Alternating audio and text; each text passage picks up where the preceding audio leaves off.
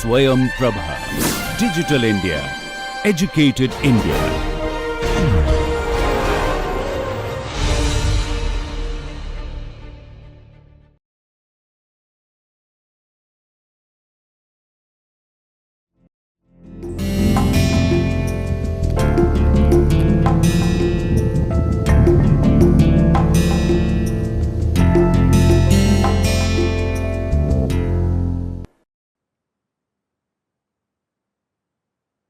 Welcome to the session on land laws.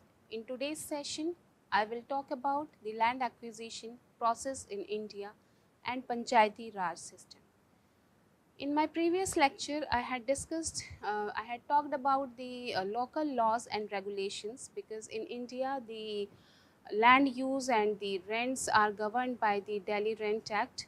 The protection of the rights of the landlord and the tenant. We have the Delhi Rent Act, which was framed to keep a check on untimely rents, untimely eviction, and to provide household to the weaker section of the society. We have Model Law Tenancy Act 2021, which has been established for the purpose of establishing an authority for the rental of premises, to oversee the rental of premises, and its main objective is to safeguard the interest of the landlord and the tenants, and as well as to provide a speedier mechanism for the resolution of disputes and related matters, in which in that lecture I had also given an overview of the tenancy laws in different states, its implications and recent amendments made therein. As I had discussed about the Assam Tenancy Act, Maharashtra Tenancy Act, Karnataka Tenancy Act, which followed this Model Tenancy Act 2021. So in that lecture, I had talked about the local laws and regulations. So now in today's session, I will start with the land acquisition legislation timeline. And in this line, in 1824, the British government took a significant step here in land governance in India by implementing the first land acquisition legislation here. This legislation marked the beginning of a structured approach to acquiring land for developmental projects and public purposes. Under this law, the British authorities gained the legal authority to acquire land for various infrastructure projects such as road, canals and other public utilities. So this legislation here aimed to facilitate the expansion of British colonial infrastructure and promote economic development in India. However, it also sparkled debates and controversies regarding the rights of the landowners and the extent of the British authority over land. This following this initial legislation, which was enacted in 1824, further steps were taken to streamline land acquisition laws in 1857, Act 6 of 1857, which was enacted here, consolidating various land acquisition laws into a unified legal framework. This consolidation, it made land acquisition procedures more uniform and standardized across the entirety of British India. So this Act 4th of 1857, which was enacted in 1857, it basically applicable to the entirety of British India. The consolidation of these laws in 1857, it also represents a significant milestone in the governance of land acquisition, providing a clearer legal framework. In the same line, we have the 1870 introduction of new act, that is Land Acquisition Act, Act 10th of 1870, where the British colonial administration introduced this legislation. This Land Acquisition Act, Act 10th of 1870, it replaced the previous 1857 Act. This move aimed to address shortcomings and improve the efficiency of land acquisition processes. However, despite the intentions behind its implementation, the Act was found to be ineffective in practice. It failed to adequately address the complexities and changes in the land acquisition process surrounding land acquisition, leading to practical difficulties in its implementation. So it was deemed ineffective in practice. So recognizing the need for more comprehensive legislation to govern the land acquisition process in India, the British government enacted the Land Acquisition Act of 1894. Act 1 of 1894 was enacted by the British government, and this landmark legislation here aimed to provide a more robust legal framework for the acquisition of private land by the government for public purposes. So its main objective here is to facilitate or is to acquire the land, private lands for the purposes of the for public purposes, for the infrastructure purpose, for developmental projects.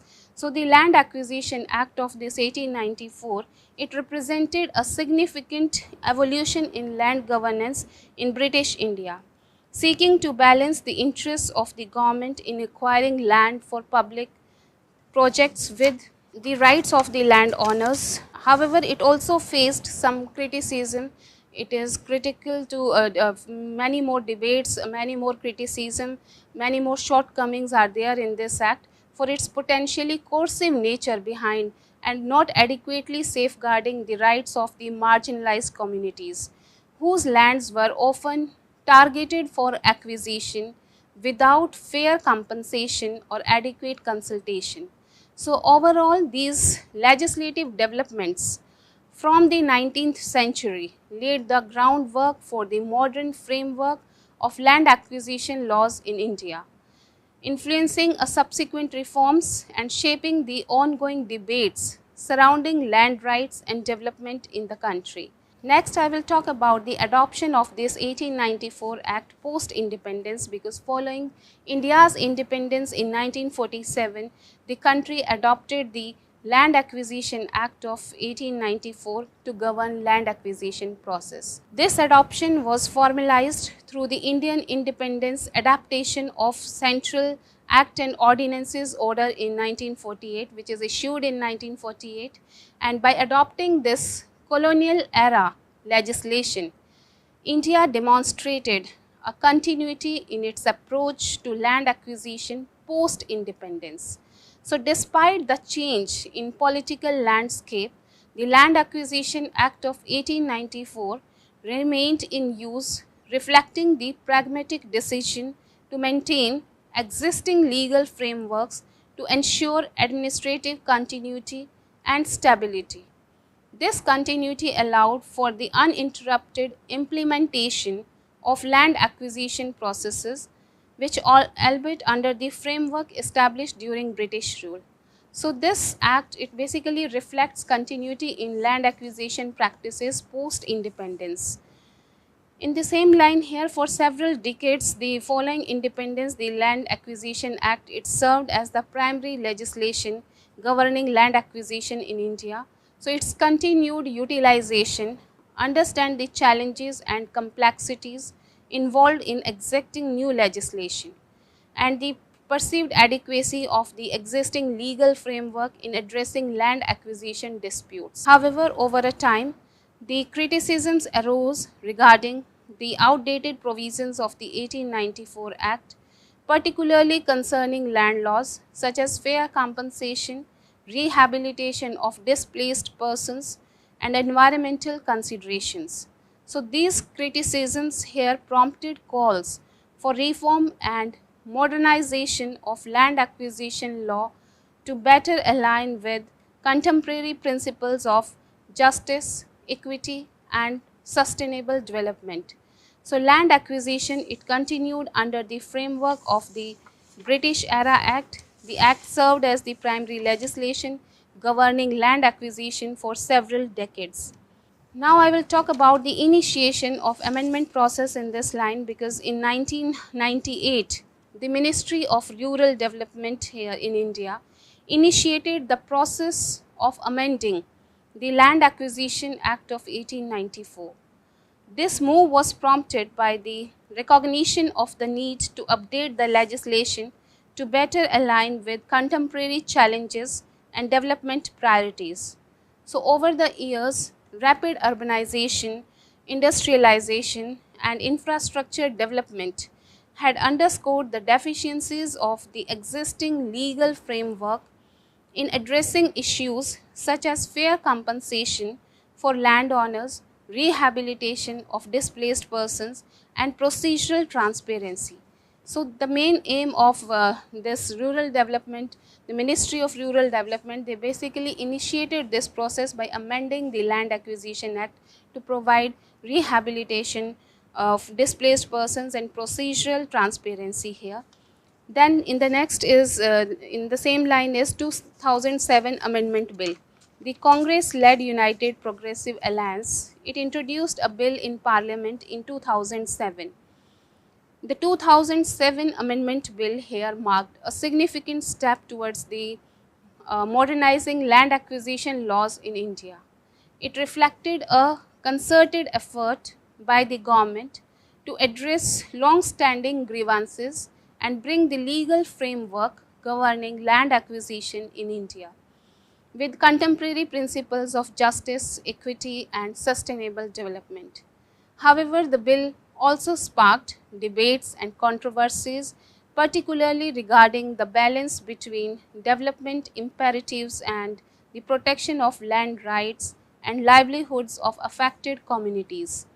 So, this 2007 Amendment Bill, it basically aimed to address issues such as fair compensation, rehabilitation, and procedural transparency.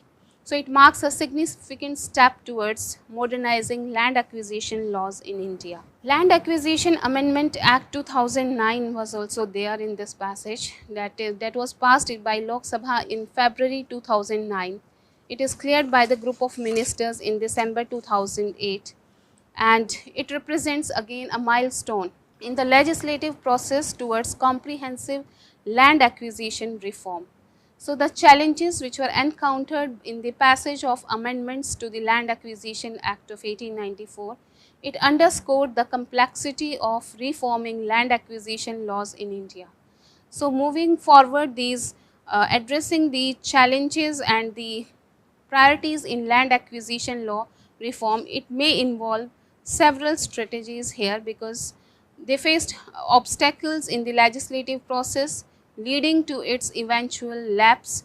So, it represents a milestone in the legislative process. The challenges and the priorities which were faced here basically in land acquisition law reform. So, there are certain points, the need for reform in land acquisition laws, it remains a priority for ensuring equitable and sustainable development. So, despite initial efforts which are made by the government by amendment to the Land Acquisition Act of 1894, it faced challenges in the passage. So, there are several strategies here which are addressing the challenges and the priorities in the land acquisition, which involves revisiting legislative proposals. So, the future directions here involve this revisiting legislative proposals, like policy makers may need to revisit and revise the legislative proposals to address the concerns and streamline the reform process.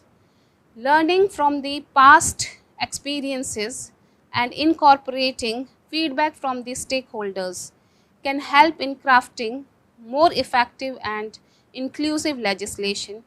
So, this is one of the strategy which was here addressing the challenges and priorities in the land acquisition law reform. Second is stakeholder consultations here. Stakeholder consultation, engaging with a diverse range of stakeholders including affected communities, landowners, civil society organizations, and industry representatives, is crucial for understanding the diverse perspectives and interest involved in land acquisition. Meaningful consultants can help build consensus and develop the legislation that balances the needs of different stakeholders here. So, it is necessary for this one to engaging with a diverse range of stakeholders to deal with such type of challenges, to overcome from these conflicts. So, this is the second strategy here which are raised by the or addressing the challenges. Third one is consensus building. Consensus building here among various stakeholders and the political parties is essential for advancing land acquisition reform.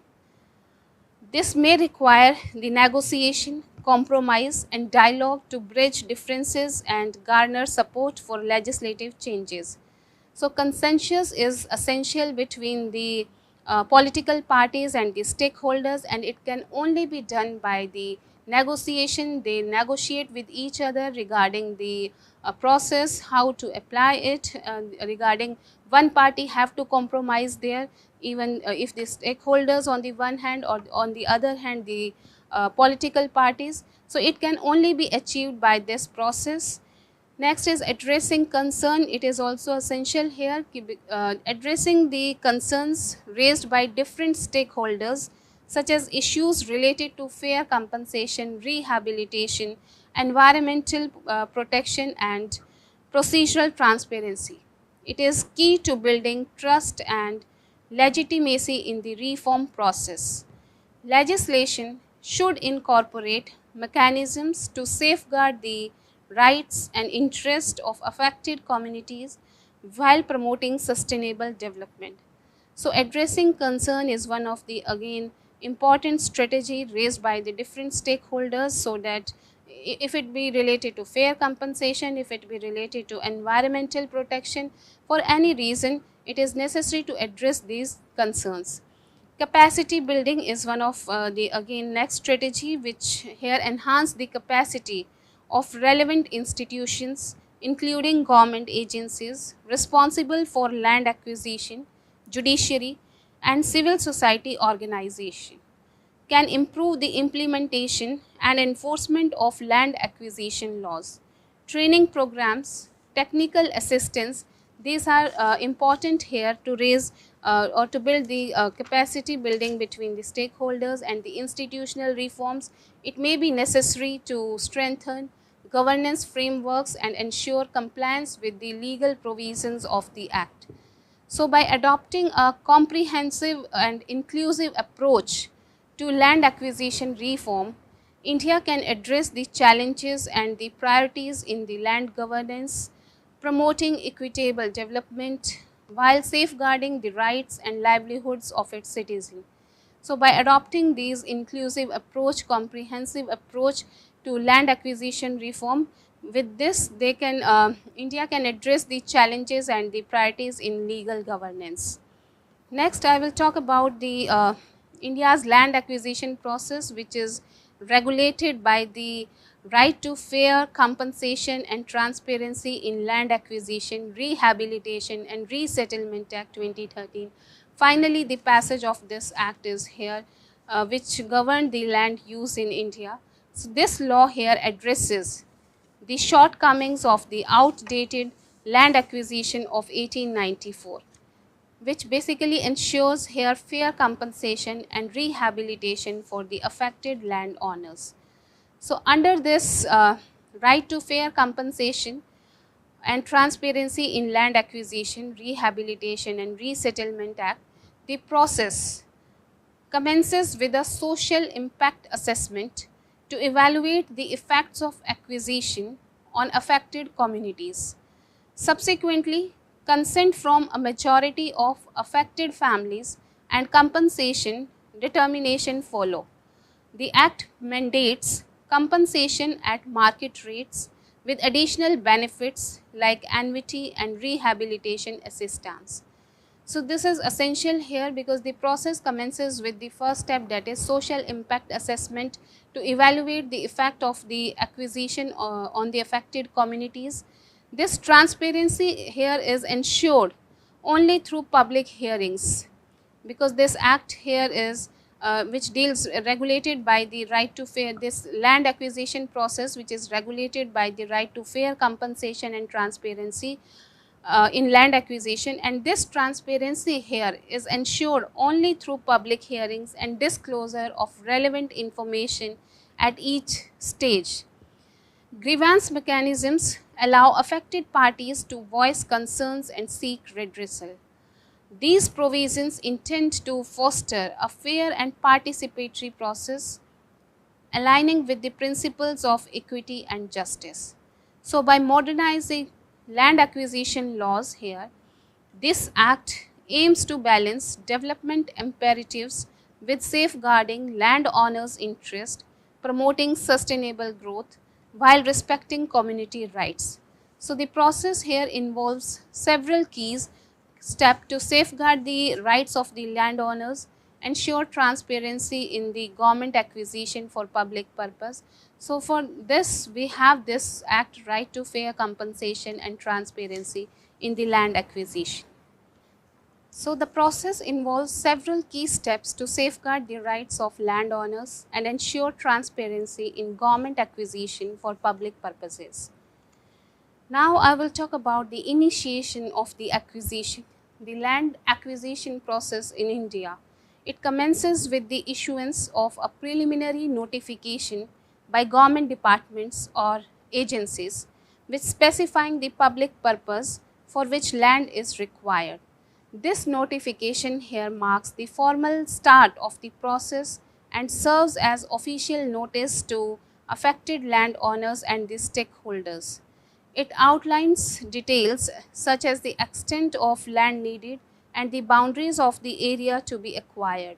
This notification is a critical initial step in the land acquisition process, setting in motion subsequent procedures mandated by the right to fair compensation and transparency in land acquisition, Rehabilitation and Resettlement Act 2013. It triggers activities like the preparation of a social impact assessment, consultation with affected communities, determination of compensation, and eventual acquisition of the land.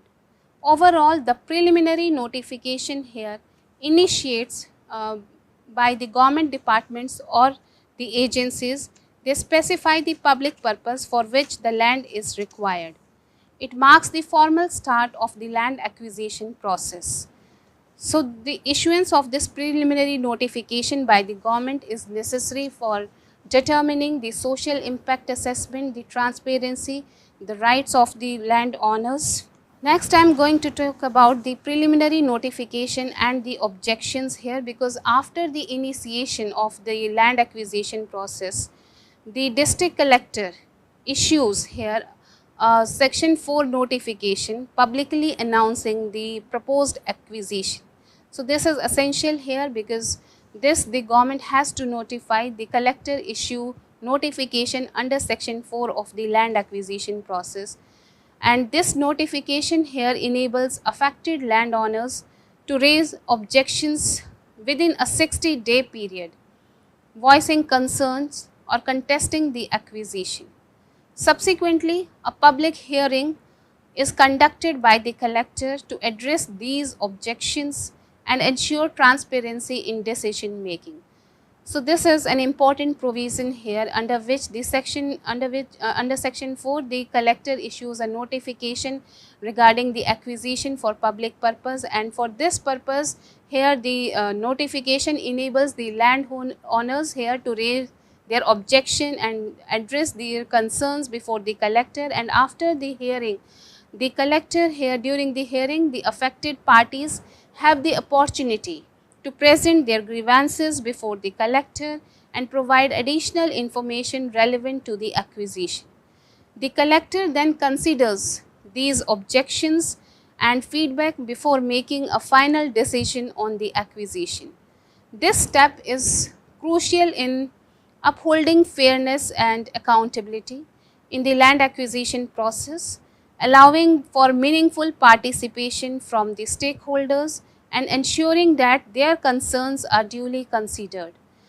By facilitating public and input and transparency by hearing or by conducting the hearing between the parties regarding their concern, regarding their disputes. So this Section 4 notification and public hearing, it contributes to a more equitable and inclusive approach to land acquisition governance.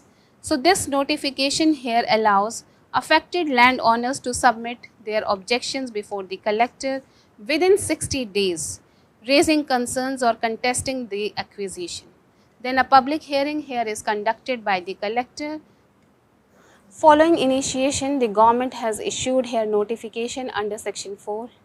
So this notification here allows the affected landowners to raise their concern, to submit their objection here before the collector or contesting the acquisition. Then a public hearing here is conducted by the collector to address these objections and to ensure transparency in decision making. Now I will talk about the declaration of acquisition and compensation assessment. Following the consideration of objections, the district collector issues a notification under section 6 formally declaring the government's decision to acquire the land, the government's intention for acquiring the land, and at this stage the collector assesses the market value of the land at the date of the section 4 notification. This assessment serves as the basis for determining the compensation amount to be paid to the affected landowners. The aim is here to ensure that the compensation is fair and just, reflecting the value of the land and any associated assets or improvements.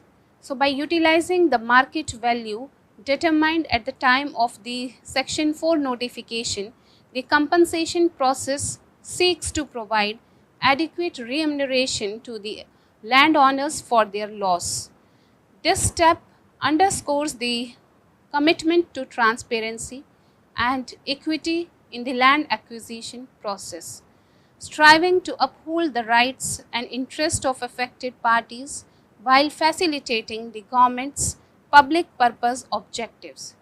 So after considering objection here, the collector issues under section 6 a notification in which he formally declared the government's intention to acquire the land, and the compensation is decided as per the market rate of the date when the notification was there under section 4. It was notified by the collector. So the compensation amount which is determined here based on that assessment, it is basically to see that it is just and fair to the affected landowners who are affected and who suffered loss due to the acquiring of the land by the government for public purpose. Next, I will talk about here the award, the possession and rehabilitation. Because once the assessment is complete, the collector then issues the final award, detailing the compensation amount determined for the landowners, and subsequently the government takes physical possession of the land and the compensation here is distributed to the affected landowners. In accordance with the provisions of the Right to Fair Compensation and Transparency in Land Acquisition, Rehabilitation and Resettlement Act 2013, here the government also provides rehabilitation and resettlement benefits to the affected families. These benefits aim to safeguard their well-being, their livelihood, ensuring they are adequately compensated by the government for the loss of their land and enabling them to rebuild their lives in new locations. So by mandating rehabilitation and resettlement measures, this act here seeks to mitigate the adverse impact of land acquisition on the affected communities, promoting social justice and sustainable development.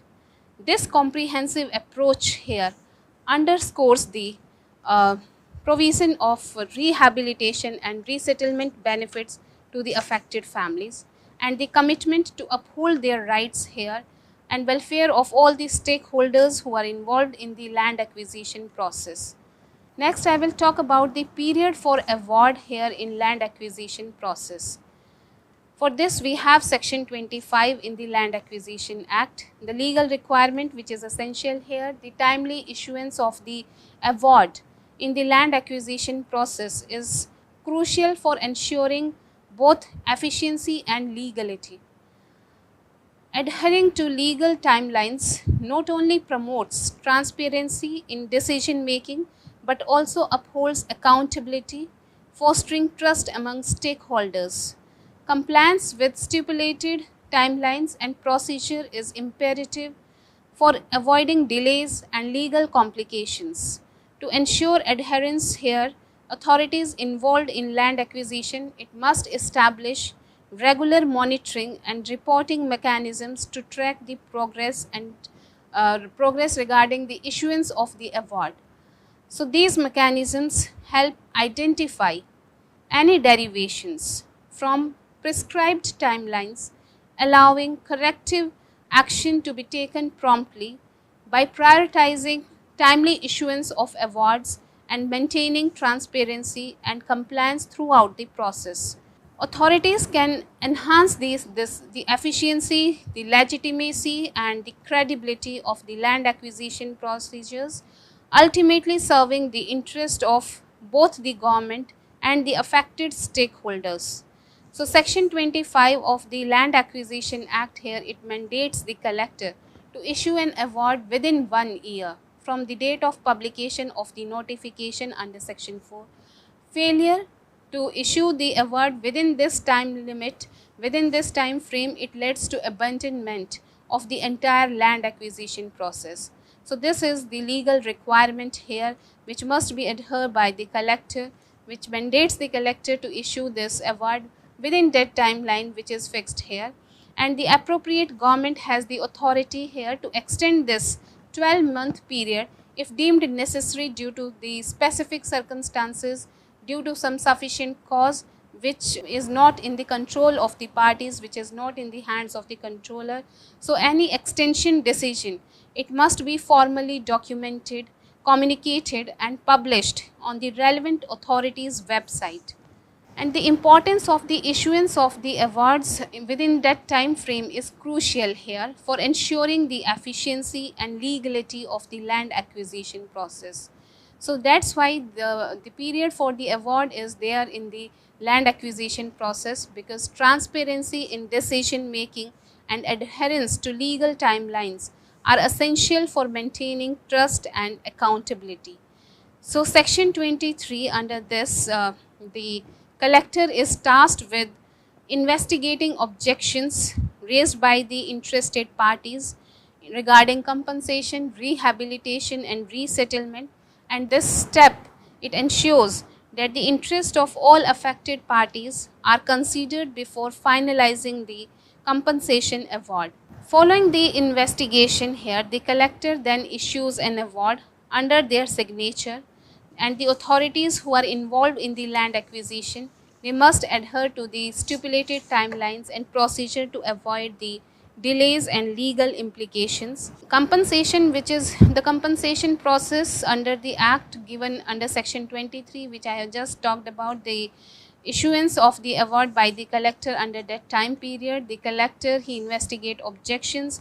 So with this, the following the investigation, he has to issue the award. The collector then under their signature issues that award, and this award here includes crucial details such as the exact area of the land which is being acquired by the government and the compensation amount to be paid to the affected landowners.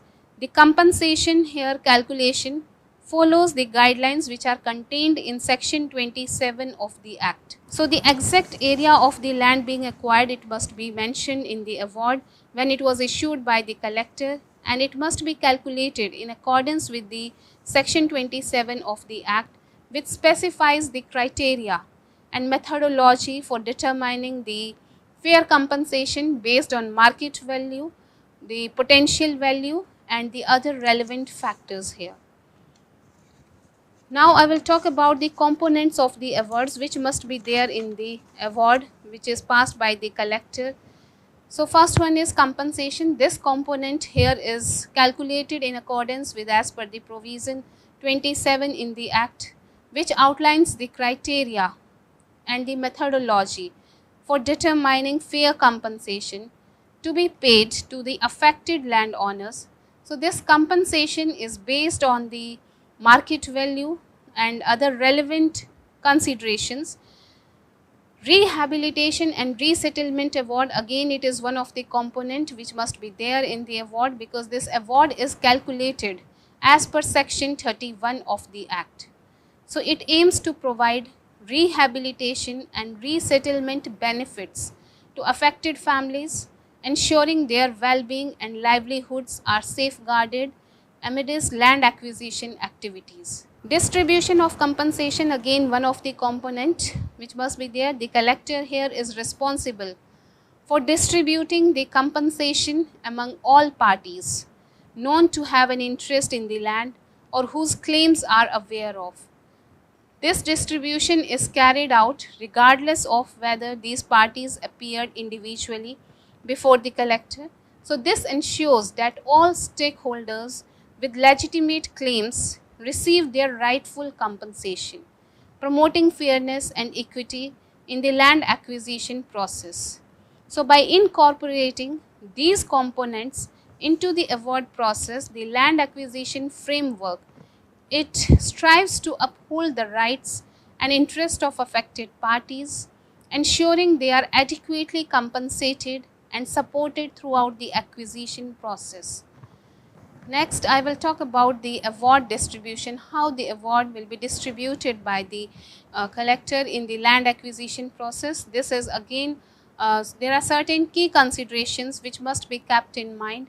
So this is one of them, that fair distribution, things which should be keep in mind, which should be taken into consideration.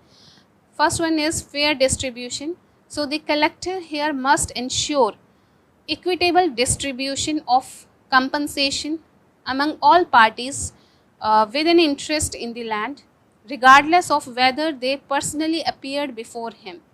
So this ensures fairness and prevents any discrimination in compensation allocation.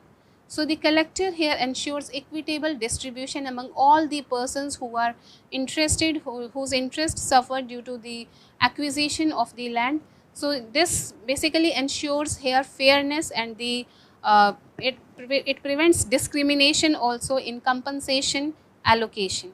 Next is transparency. The process of award distribution, it must be transparent, allowing all the parties involved to understand how compensation is determined and allocated. It should be in their knowledge that how the it is based on the market value, how the addresses, the challenges were heard by the collector under section 6.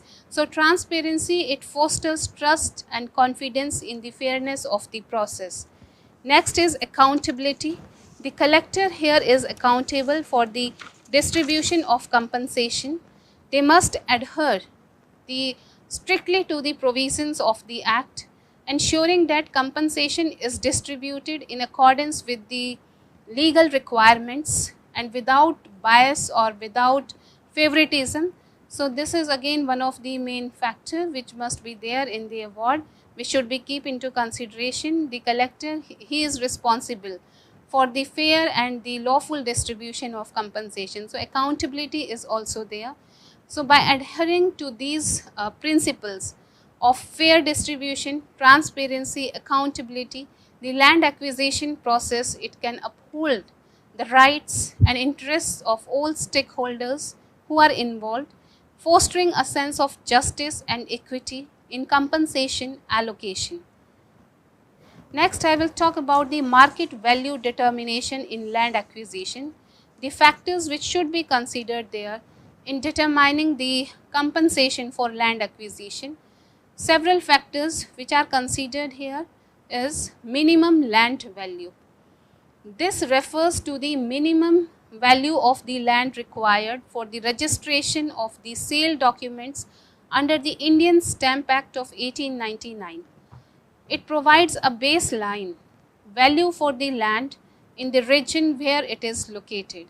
Recent sale deeds, the average selling price for similar types of land based on the top 50% of sale deeds filled in the closest village or area over the previous 3 years.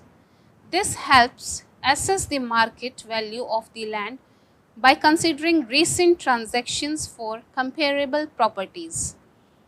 Then accepted amount, in cases where the land is acquired for private businesses or initiatives involving public-private partnerships, the accepted amount is considered. This amount reflects the agreed value between the acquiring entity and the landowner. taking into account various factors such as negotiations and project specifies. So these are the factors which must be taken into consideration in determining the rates, and by taking these factors into account, compensation for land acquisition can be determined in a fair and a transparent manner, ensuring that the landowners receive adequate remuneration for their property.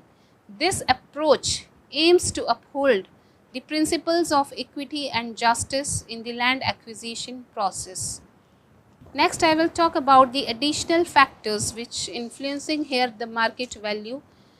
In this, the first one is adjustment factors, which are applied to the market value of land during compensation calculations, varying based on geographical classification. So the market value here is subject to the multiplicative adjustments based on the geographical classification of the land which is being acquired. Rural areas, in that the market value undergoes multiplicative adjustments, typically ranging from 1 to 2. This adjustment acknowledges the lower density of the development and anticipates potential future values increase in rural settings. So market value is typically multiplied by a factor ranging from 1 to 2 in rural areas. In urban areas, it categorized by higher development density and greater land value. The market value here is multiplied by a factor of at least 1. This adjustment ensures that compensation aligns with the elevated intrinsic worth and potential for commercial or residential development in urban environments. So these adjustment factors serve to tailor compensation assessment to the unique characteristics and prospects of the land being acquired, ensuring that landowners receive fair and equitable compensation reflective of local market dynamics. So by accounting for geographical distinctions, the compensation process aims to uphold the principles of fairness and accuracy in land valuation process diverse landscapes. So these additional factors also there in influencing the market value regarding the land acquisition. Next, I will talk about the role of local self-government and Gram Sabhas in the land acquisition process. The 2013 Right to Fair Compensation and Transparency Land Acquisition, Rehabilitation and Resettlement Act 2013 Act, it mandates the inclusion and consultation of Gram Panchayats, the village level local government bodies, during the social impact assessment process. So it mandates the active involvement and consultation of the Gram Panchayats in the process of land acquisition, and these Gram Panchayats, they play a pivotal role here in various aspects of the land acquisition process, including disseminating information to the landowners, organizing meetings to understand local perspectives, and examining the implementation of the rehabilitation process. Moreover, the Gram Panchayats wield significant authority here under the Panchayats. Extension to the Scheduled Areas Act 1996, they have the power to prevent land alienation, approve development plans, and assess the likely impact on the area. This empowers them to safeguard the interest of local communities and ensure that land acquisition process align with the needs and aspirations of the people living in these areas.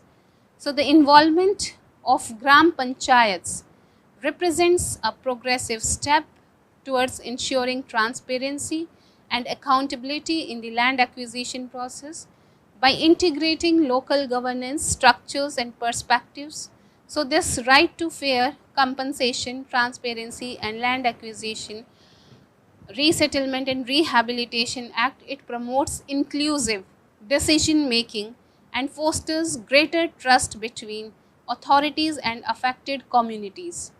Overall, this approach here strengthens the democratic fabric of land governance and enhances the protection of land rights and livelihoods. So here the Gram Panchayats play a crucial role here in disseminating information to the landowners, organizing meetings to understand the local perspectives and examining the implementation of the rehabilitation process.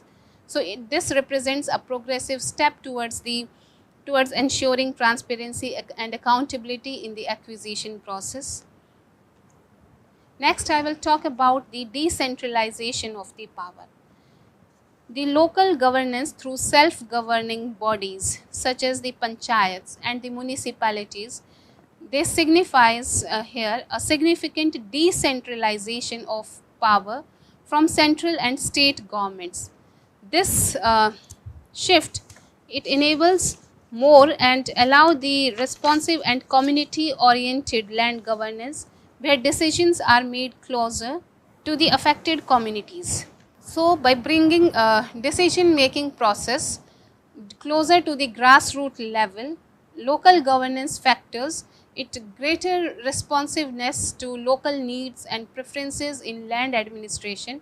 So, this can only be done by bringing this process, decision-making process, which closer to the ground roots level. Local governance factors, they are greater responsiveness here.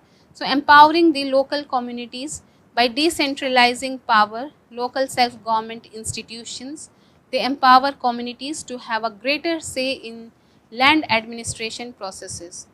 So overall, local governance mechanisms play a significant role here, a crucial role in promoting the responsive and inclusive land governance practices.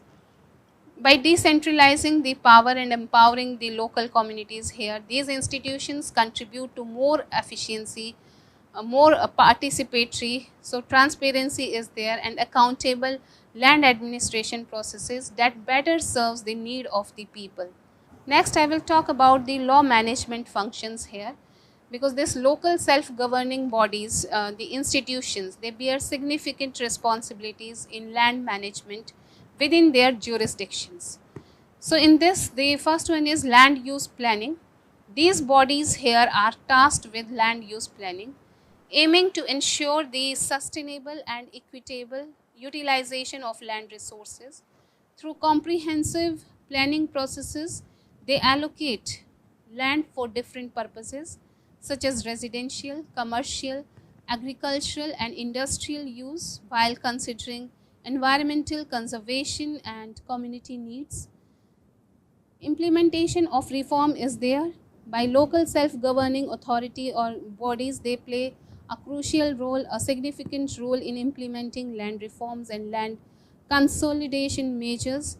They work to improve land distribution and productivity, addressing issues of land ownership, tenancy and land fragmentation.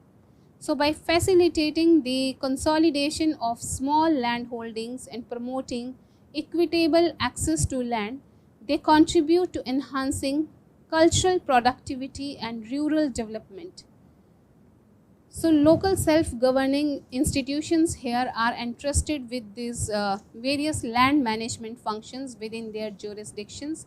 So they are responsible here in implementing the land reforms and land consolidation measures.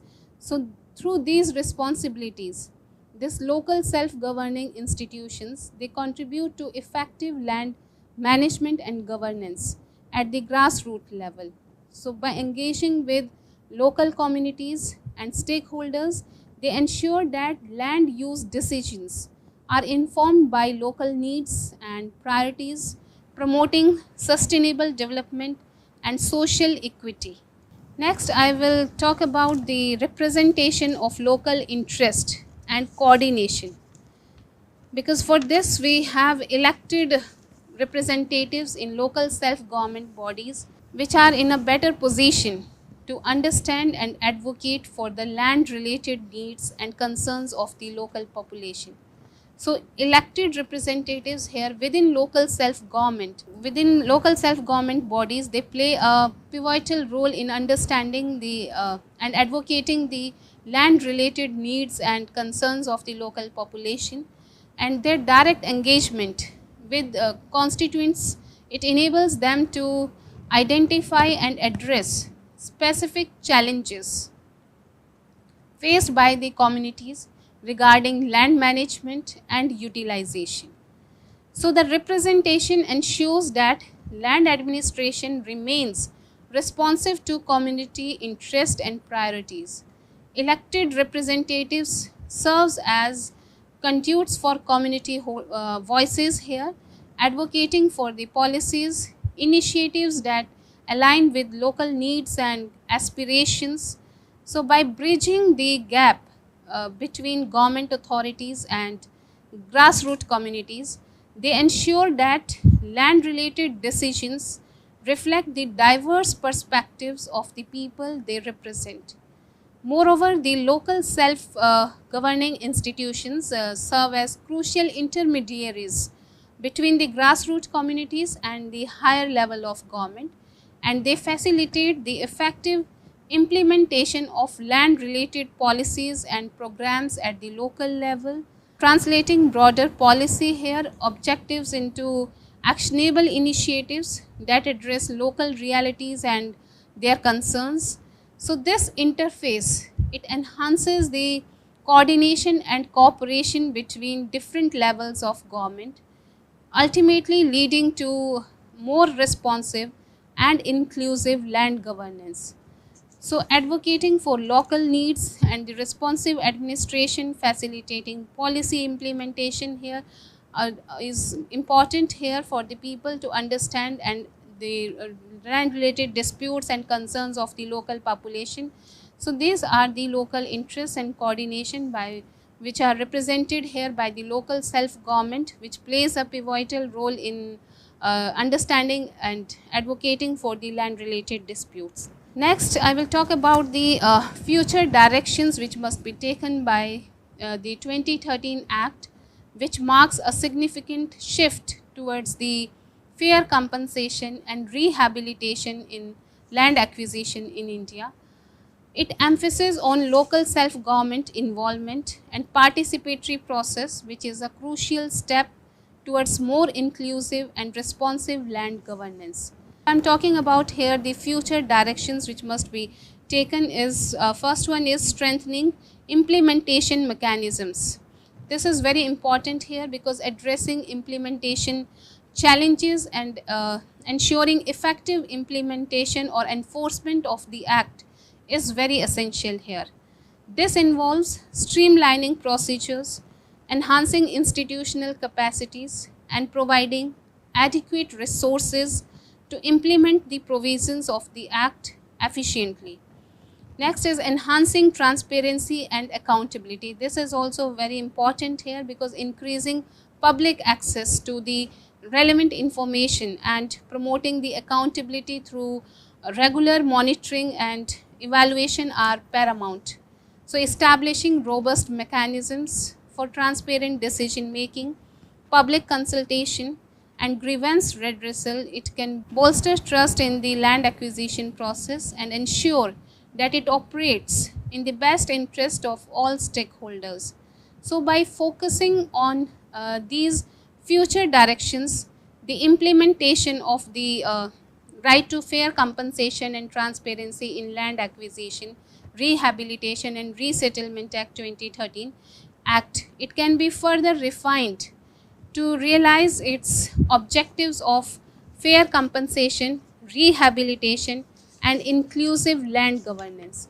So this proactive approach here will contribute to sustainable development and social justice, ensuring that land acquisition processes align with the principles of equity, transparency, and accountability.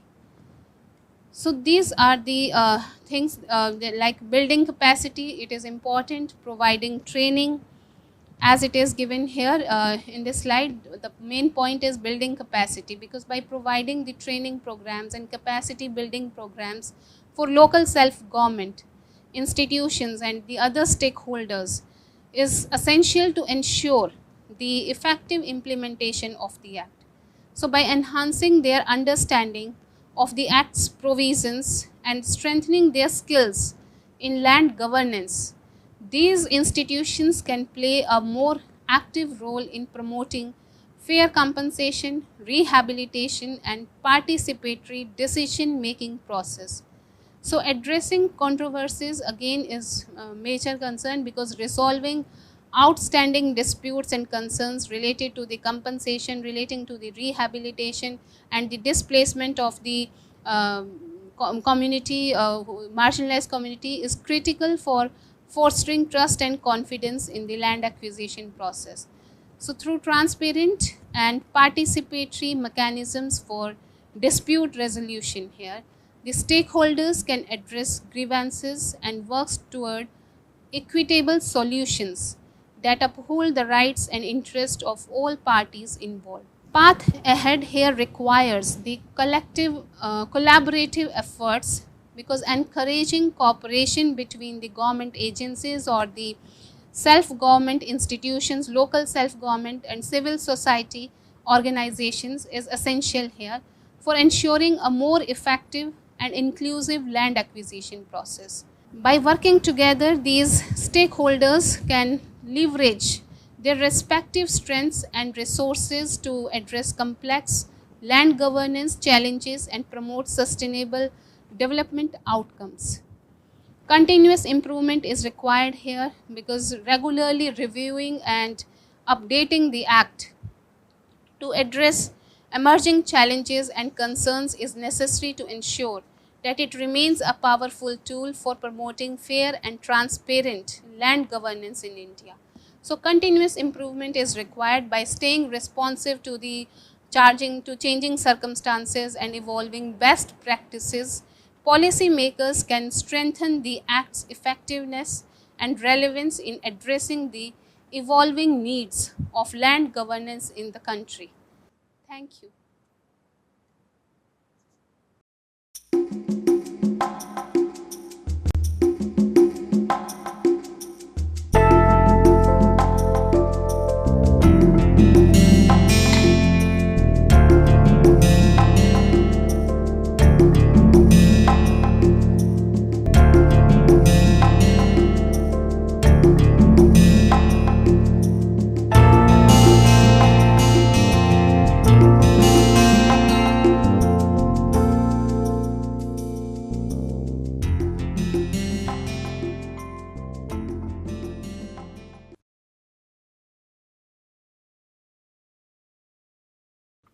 Hello and welcome to this piece of literary snippet.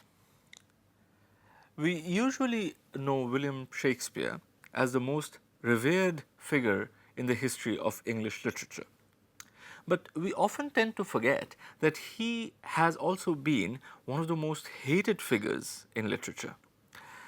And here I am not talking only about those boys and girls who have to memorize long sections from Macbeth or King Lear or Julius Caesar before they can go and sit for their school or college exams. But I am also talking about people who are themselves quite famous authors. Tolstoy, for instance, considered the writings of Shakespeare to be, and I quote, crude, immoral, vulgar, and senseless. George Bernard Shaw absolutely loathed Shakespeare, as he did Homer. But perhaps no other criticism about Shakespeare is more damaging than the one which says that Shakespeare is a marvelous storyteller, provided someone has told him the story earlier. Now, this piece of criticism is particularly damaging because it is true. None of Shakespeare's plays contain any original story whatsoever. They are all written using pre-existing materials, pre-existing stories. Now, does that diminish the stature of Shakespeare as a dramatist? Well, I'll leave that for you to decide. See you in the next episode of Literary Snippets.